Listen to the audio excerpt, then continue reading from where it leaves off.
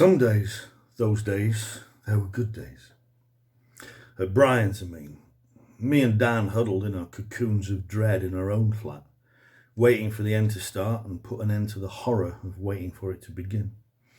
Brian lived upstairs for a while. Everyone lived upstairs for a while. People came and went, moved in and out, changed flats, disappeared, who knows. So Brian lived upstairs because he hadn't yet, and we lived downstairs because we already did. Paulie had moved in with me and Dan after Stuart moved back to the world. He wasn't a student. He had a job. He paid tax. And he existed in reality, and we regarded him with pity and admiration.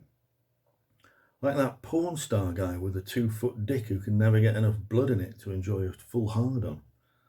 A worthless effort, but a beacon of hope. Paulie sleeps in the front room and wakes up for work at like 7 o'clock in the morning or something. I've usually dropped off by then, and Dan might as well be asleep at any given time anyway. He moved in a bit before our finals. He didn't fit in with his job and a real life and everything. But now I understand it was probably us that was weird, not him.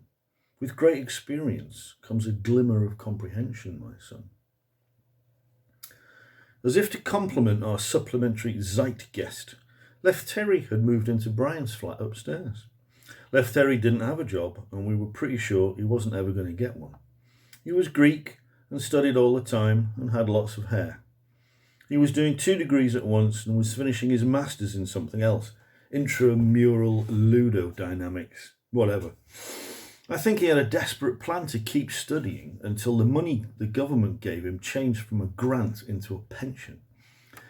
We regarded him with pity and admiration, as if he was that little Scottish guy in The Great Escape, Ives, who loses it and gets shot trying to climb over the wire. Hopeless, but worth it. Terry sleeps in the spare room and wakes up whenever he wants to, just like the rest of us. He fitted right in with the sleeping and the no job thing, and now I understand that it was all of us who was weird, not the rest of the population. With great experience, blah blah blah. Nothing happened. We held our breaths and hoped nothing would. We didn't want anything to change, because it could only get worse. We belong to the present only if we can sustain it indefinitely, but there is no present. The only time you'll see the present is in the flash of a camera going off, and then it's gone and it's not your birthday anymore. The next frame is in the gate waiting for the shutter to open on it. You can't f-stop the world.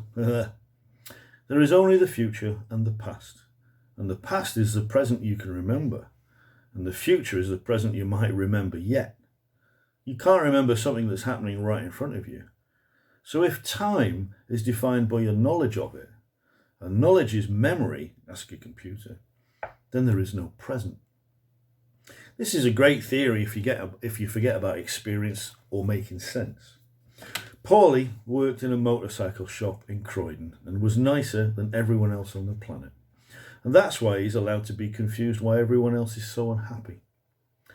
Terry designed pretend airports for pretend qualifications for no one at all.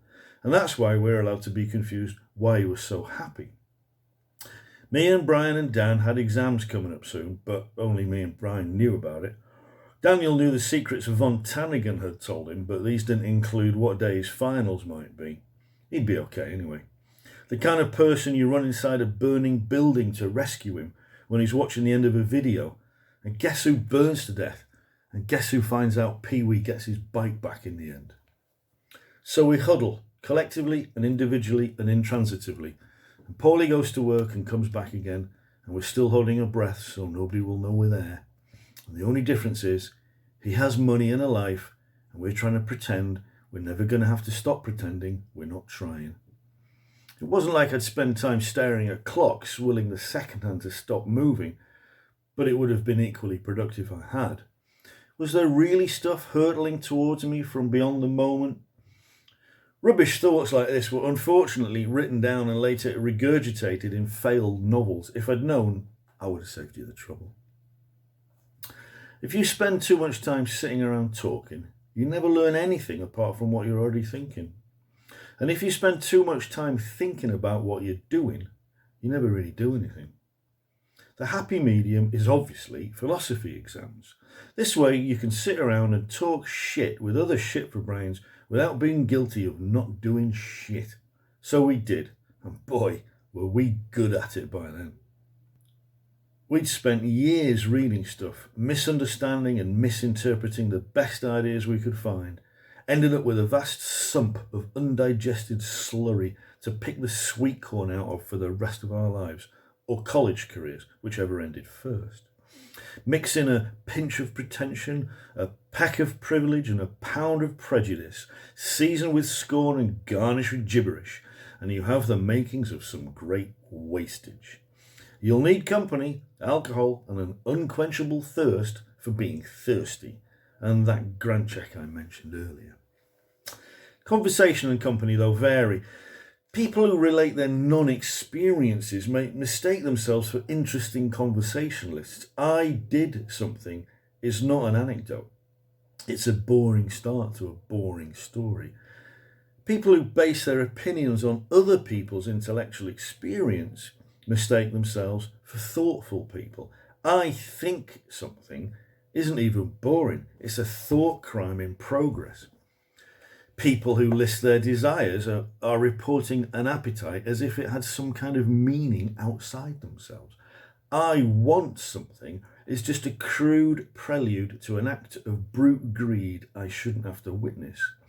People who report their vacuous tastes ought to be liquidated on sight. When someone says, I like something, I just want to feed them into the Holocaust machine.